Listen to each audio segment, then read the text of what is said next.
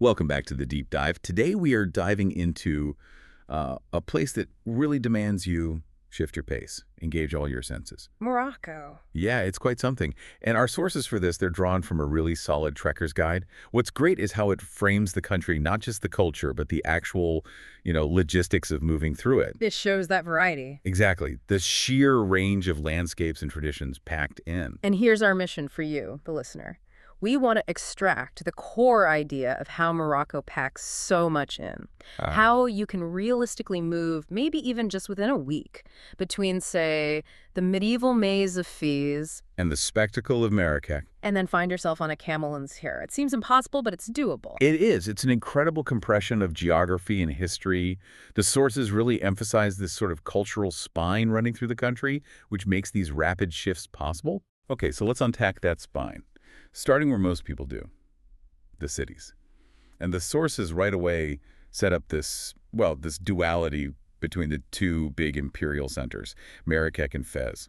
Almost opposite vibes. Totally opposite. It really comes down to energy and intent, I think. Marrakech is the performer, the showman. It's all about that intense energy, the spectacle. You've got the tiled palaces, the Saadian tombs. And Jema El Fna Square at night. Oh, absolutely. That nightly explosion of performers, storytellers, food stalls. It's immediate, it's loud, it's constantly vying for your attention. Right. So if Marrakech is putting on a show, Fez feels more like stepping into an archive. Exactly. You head north, and it's like you've genuinely stepped back centuries. Fez is about authenticity, deep history. We're talking the medieval Medina, UNESCO listed, of course. Huge, labyrinthy. Filled with those carved madrasas, the old Islamic schools, and yeah, those famous Chouara tanneries. Still working every day, pungent smell and all, just like they have for ages. You view them from the balconies above. And that's the key, isn't it? That daily use of ancient structures. It makes the history feel so tangible, so real. It's not just preserved, it's alive. It's still running. You might enter Fes through a modern gate, sure, but once you're inside that Medina, you are navigating a medieval world, functionally speaking. Okay, but hold on. The city section in our source mentions a real outlier, Chefchaouen, the Blue City. How does that fit in? It's tucked away in the Rif Mountains. Ah, Chefchaouen. It's the quiet contrast. Visually, it's stunningly different because, well, the entire old city, the Medina, is painted in these incredible shades of blue. Just washes of blue everywhere. Everywhere. And the architecture has this Andalusian influence. Refugees brought it over centuries ago. It gives it this peaceful, unique atmosphere, very different from the earthy reds and ochres you see further south. And practically speaking, for you planning a trip, the guide makes a key point about logistics. Yes, Chefchaouen demands you slow down.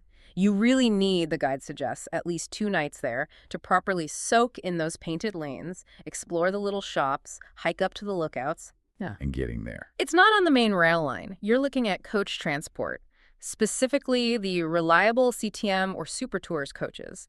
They connect from cities like Tangier or Tétouan in the north. So it's accessible, but it needs its own dedicated travel block in your itinerary. That's a good distinction. Rail for the main imperial backbone.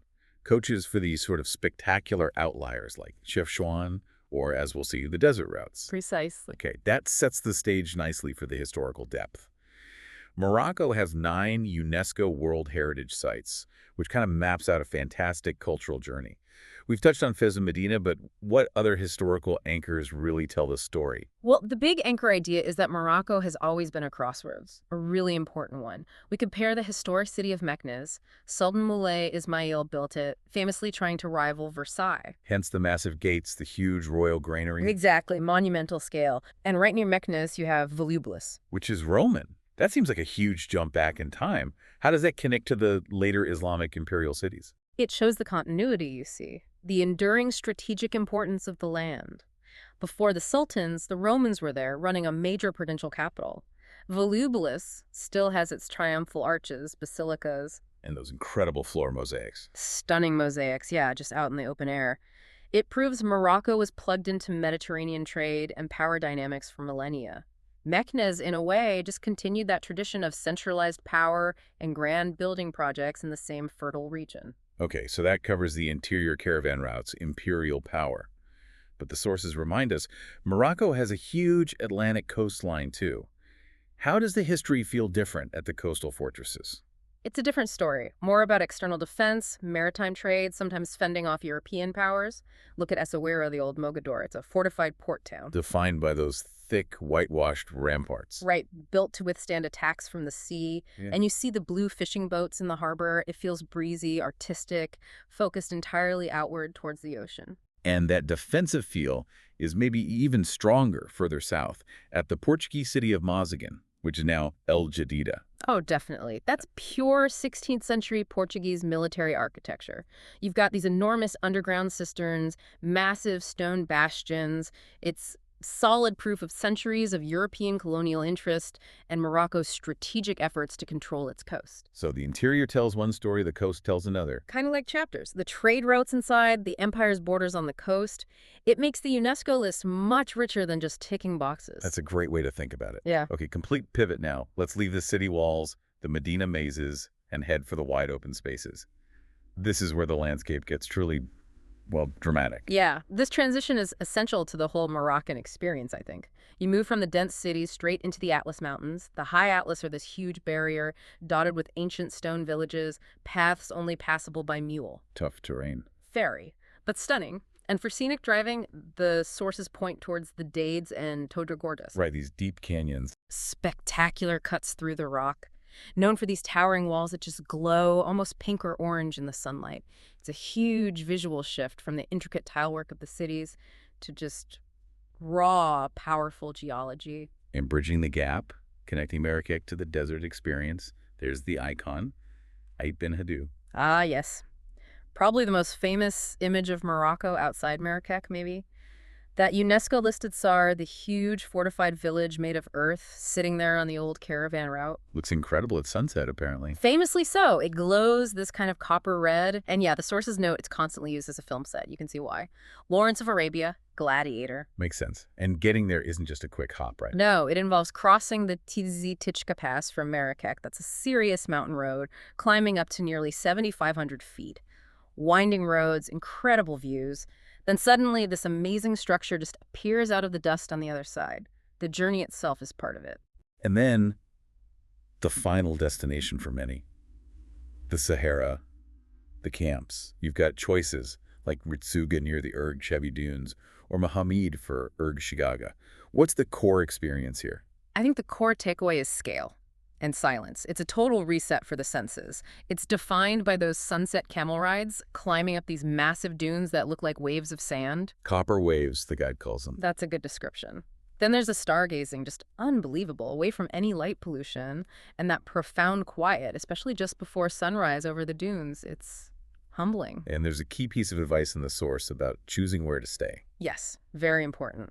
The guide strongly recommends choosing eco-minded operators. Look for camps focused on low-impact sustainable tourism. It helps preserve that silence and the fragile desert environment for everyone. That's really valuable advice. Okay, before we wrap this deep dive, let's hit the practical stuff, the things you really need to know for a smooth trip. Food, etiquette, getting around. Let's start with flavor. Beyond the tagine, what should people seek out? Well, the tagine is the foundation, of course. Those slow-cooked stews and the conical clay pots, chicken with preserved lemon is classic, or lamb with prunes. Delicious. And remember, Friday is traditionally couscous day, big, fluffy mounds of it. But the source flags a couple of really unique dishes. I'm intrigued by pastilla. What is that exactly? Pastilla. It's amazing. It represents that complex, sweet and savory thing Moroccan cuisine does so well. It's this flaky pastry, traditionally filled with pigeon, though chicken is common now, and it's dusted with cinnamon and sugar. So you get savory meat, crunchy pastry, sweet spices. It's quite a combination. Wow, okay. And then specifically in Marrakech, there's the tangia. This sounds less like a dish and more like a whole ritual. It kind of is. Tangia is unique because of how it's cooked. You take beef or lamb, spices, preserved lemon, put it all in a specific clay pot, seal it up. An amphora shape. Exactly. And then you don't cook it over a fire. You take it to the local hammam, the public bathhouse, and they bury it in the hot ashes that heat the baths. It cooks slowly, gently, for hours. That method gives it a flavor profile you apparently only get in Marrakech. That's incredible. A must-try in Marrakech, then. Yeah. And universally, there's mint tea, poured from way up high into little glasses. Yes. And the source is stress. It's not just a drink. It's a ritual of hospitality, of welcome. You'll be offered it constantly. Good to know. Okay. Speaking of social interactions, let's cover some key customs. Etiquette. Dress code is mentioned. Right. Crucial for smoother interactions, especially in the Medinas or more rural areas. Just remember to cover shoulders and knees. Simple respect, and it generally makes for a better experience. Makes sense. And some real brass tacks tips for navigating, say, the souks. Okay, 3 main things from the guide. First, photography. Always ask permission before taking pictures of people, especially shopkeepers or performers. It's just polite. Haggling. It's expected in the souks. Don't be shy, but keep it friendly. Start maybe around half the asking price. Smile. Be respectful. It's part of the interaction. And the third tip, this one sounds serious. The guide calls it a high-stakes travel tip. Yeah, this one could genuinely disrupt your trip. It's about drones. Personal drones. Morocco has very strict rules. Right. Basically, unless you have gone through the official process and gotten written import permission and flight clearance from the Moroccan government before you travel, your drone is likely to be confiscated at the airport on arrival. Wow. So the advice is... leave it at home. Seriously, unless you've done all the paperwork way in advance, don't risk losing expensive gear. That is a nugget of knowledge worth the whole deep dive, honestly. Okay, final practicals. Getting around and where to stay. Lodging choices. It really comes down to atmosphere versus convenience. You have the riad option. These are the traditional guest houses inside the Medina walls, often beautiful, with internal courtyards, fountains, rooftop terraces. Sounds amazing. It is. Incredible atmosphere. But it means navigating narrow, winding lanes, often no cars allowed, so you might be walking with your luggage. And the alternative? A modern hotel, usually in the newer parts of the city, like Fes and Marrakech. Pros: easier access, parking if you have a car, often quieter at night. Cons: you lose that immediate immersion in the historic heart. Trade-offs. Right. And moving between these amazing places, we mentioned the CTM Super Tours coaches for spots like Chefchaouen or the desert routes. What about the main cities? The train network is actually pretty good. You've got the high-speed Al Borak train connecting Tangier down through Rabat to Casablanca. Yeah. Fast, modern. And for other major spots like Fes, Medinas, Marrakech. The regular national rail system, ONCF, connects those. It's reliable, comfortable enough, and generally the most efficient way to travel between the main imperial cities. Good to know. And taxis. There's a distinction. Simple one. Petite taxis, small cars, usually a specific color for each city, metered. They only operate within city limits. Then you have the grand taxi. Bigger cars, often older Mercedes. These do longer inner-city routes or trips to surrounding towns. They're usually shared. They wait until they fill up all the seats, or you can pay for the whole car if you want to leave immediately. Got it. Petite for inside the city, grand for going further. That's the gist. So pulling this all together for the listener, what's the real reward here? It seems like Morocco offers this incredible capacity for rapid transformation in your experience. That's exactly it. You can move quite efficiently, actually, between centuries of history and culture, Fes, Marrakech, Medinas, and then pivot into these vast, dramatic natural landscapes, the Atlas, the Sahara. It's an unhurried journey through extreme contrast. It forces you to adjust constantly, doesn't it? Yeah. One day you're caught up in the sheer intensity, the noise, the constant negotiation of somewhere like Jama al-Frenna Square. Right, surrounded by thousands of people, music, smells, everything happening at once. And then, maybe just a couple of days later, you could be standing utterly alone in the profound, deep silence of the desert. Exactly. That's the internal journey it offers. Through time, yes, but also through sound and silence. Think about that contrast as a final thought. The absolute chaotic energy of that Marrakech Square versus the total immense quiet under a billion stars in the Sahara camp. That juxtaposition, packed into one country, well, that's Morocco's unique power, I think.